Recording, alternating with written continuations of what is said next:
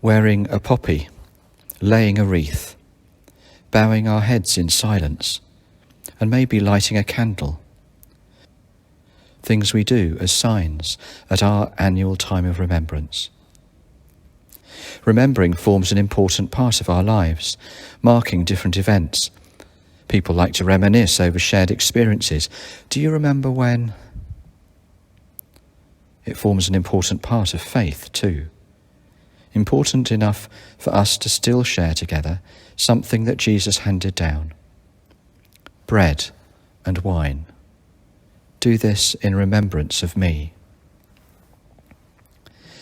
The context was the Passover, celebrated at the Last Supper, remembering the fulfillment of God's promise to Israel and the freedom that resulted.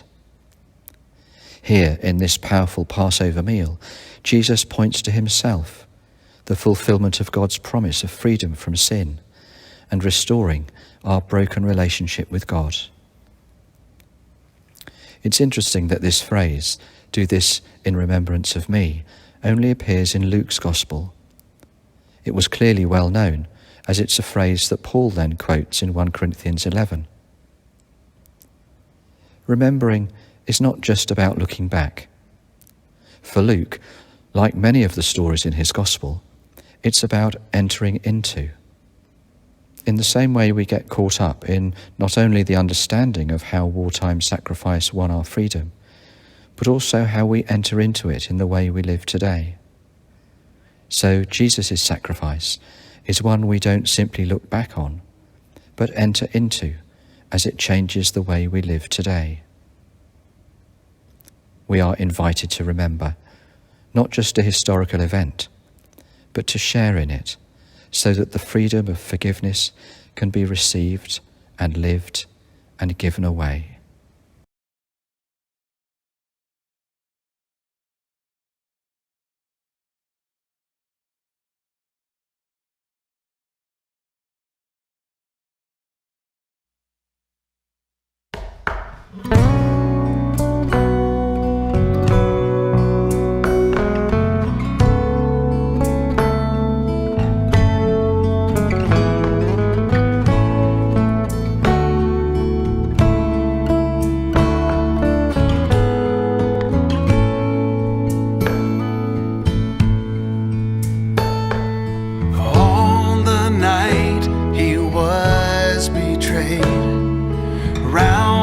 Table gathered, in his hands the bread, the cup, and these words were spoken, and these words were spoken. This is my body, this is my blood. Take, eat together.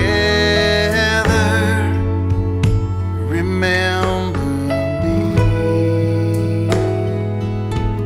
Remember me. Remember me. Remember.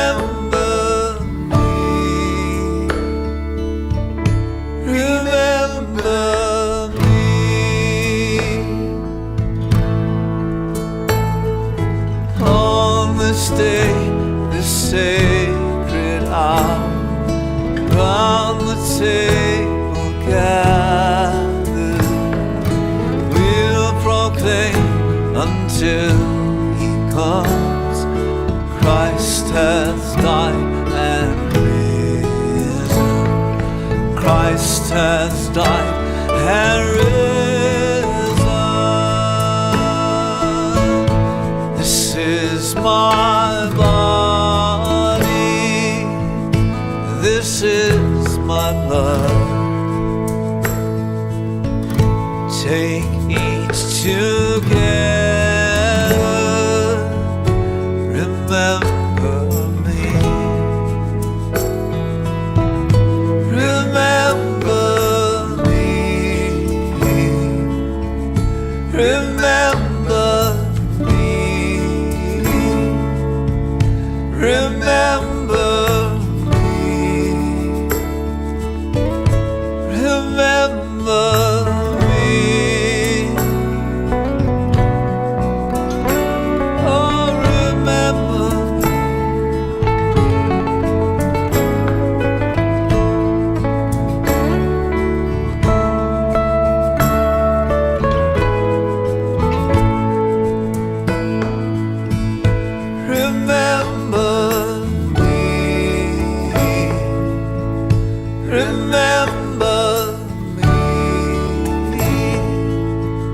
remember